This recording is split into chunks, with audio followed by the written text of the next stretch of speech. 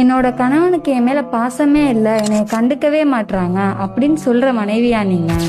வீட்டுக்கு வந்தோடனே எங்க போனீங்க, ஏன் இவ்வளவு நேரம் கழிச்சு வந்தீங்க, பால் காசு ஏன் கொடுக்கல, ஸ்கூல் ஃபீஸ் ஏன் கட்டல, இப்படின்னு குறைகளை மட்டுமே சொல்லிக்கிட்டு இருந்தா எப்படிங்க உங்க ஹஸ்பண்ட்க்கு உங்க மேல அன்பு வரும்? குர்ஆன்ல அல்லாஹ் சொல்றான், கணவன் மனைவி ஒருவருக்கொருவர் ஆடைகளை போன்றவர்கள் என்று.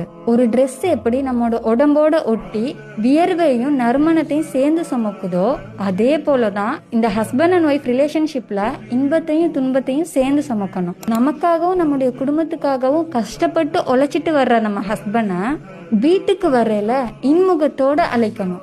ஏன்னா ஒரு மனிதன் பெறுகின்ற பொக்கிஷங்களிலேயே மிக சிறந்தது நல்ல மனைவிதான் என்று நபி அவங்க தெளிவா சொன்னாங்க.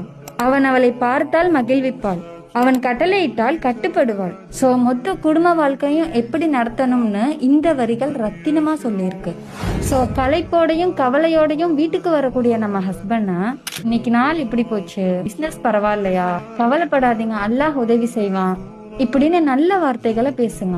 இந்த மாதிரி துன்பமான நேரத்திலையும் இன்பமான வார்த்தை பேசக்கூடிய மனைவியை தான் கணவனுக்கு பிடிக்கும்.